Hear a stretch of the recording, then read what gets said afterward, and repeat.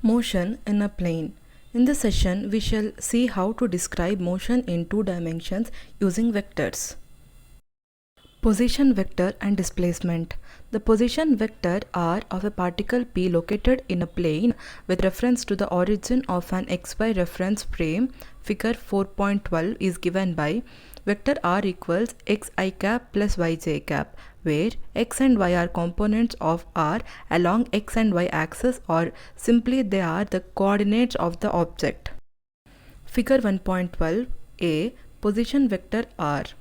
B. Displacement delta r and average velocity v of a particle.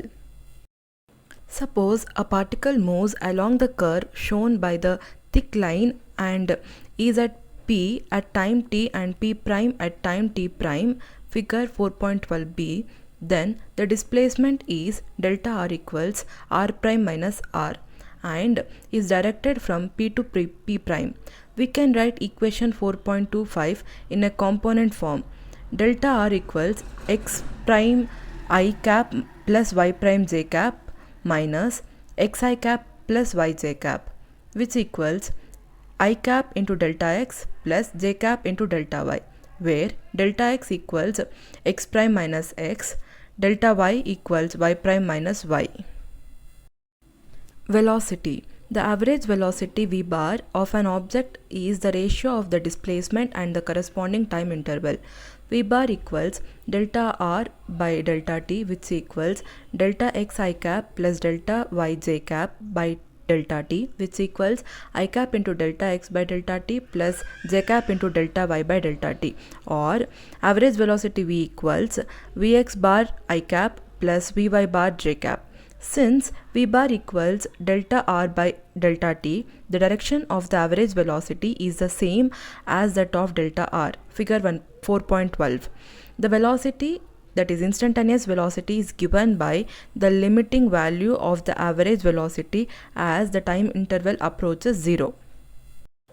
V equals limit delta r by delta t as delta t tends to 0, which equals dr by dt. The meaning of the limiting process can be easily understood with the help of figure 4.13a to d. In these figures, the thick line represents the path of an object which is at p at time t. P1, P2 and P3 represent the positions of the object after times delta t1, delta t2 and delta t3. Delta r1, delta r2 and delta r3 are the displacements of the object in time, delta t1, delta t2 and delta t3 respectively. The direction of the average velocity v bar is shown in figure A, B and C for three decreasing values of delta t, that is delta t1, delta t2 and delta t3, where delta t1 is greater than delta t2, which is greater than delta t3. As delta t tends to 0, delta r tends to 0 and is along the tangent to the path, figure 4.13d. Therefore, the direction of velocity at any point on the path of an object is tangential to the path at that point and is in the direction of the motion. Figure 4.13. As the time interval delta t approaches 0, the average velocity approaches the velocity v. The direction of v bar is parallel to the line tangent to the path. We can express v in a component form.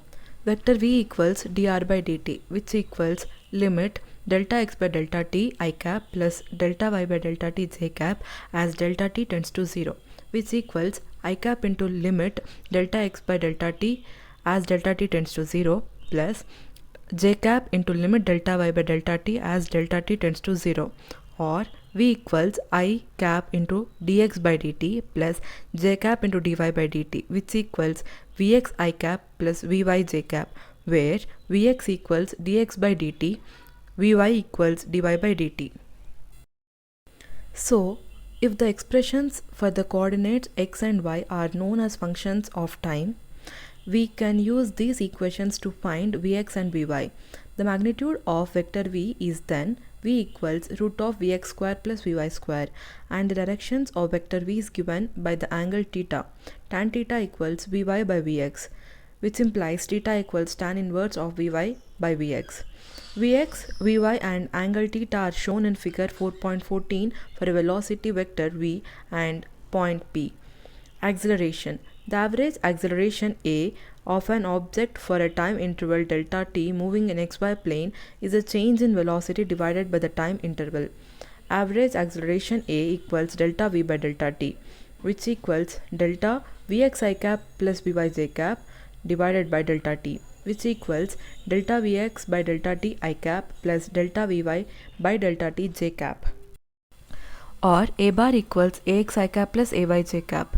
The acceleration, that is instantaneous acceleration, is the limiting value of the average acceleration as the time interval approaches 0.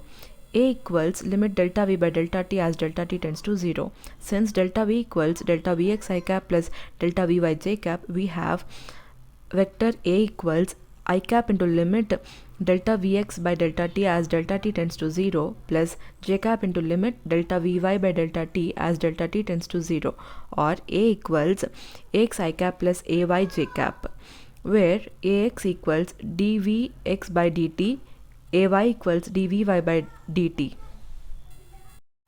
Figure 4.14, the components Vx and Vy of velocity v and the angle theta it makes with x-axis. Note that Vx equals v cos theta, Vy equals v sin theta. As in the case of velocity, we can understand graphically the limiting process used in defining acceleration on a graph showing the path of the object's motion. This is shown in figures 4.15a to d. P represents the position of the object at time t, and P1, P2, P3 positions after time delta t1, delta t2, delta t3 respectively, where delta t1 is greater than delta t2, which is greater than delta t3. The velocity vectors at points P, P1, P2, P3 are also shown in figures 4.15 A, B and C. In each case of delta t, delta v is obtained using the triangle law of vector addition. By definition, the direction of average acceleration is the same as that of delta v. We see that as delta t decreases, the direction of delta v changes and consequently the direction of the acceleration changes. Finally, in the limit delta t tends to 0, figure 4.15d, the average acceleration becomes the instantaneous acceleration and has the direction as shown. Note that in one dimension, the velocity and the acceleration of an object are always along the same straight line, either in the same direction or in the opposite direction. However, for motion in 2 or 3 dimensions, velocity and acceleration vectors have any angle between 0 degree and 180 degree between them. Figure 4.15, the average acceleration for 3 time intervals A delta t1, B delta t2 and C delta t3, where delta t1 is greater than delta t2, which is greater than delta t3. D. In the same limit delta t tends to 0, the average acceleration becomes the acceleration.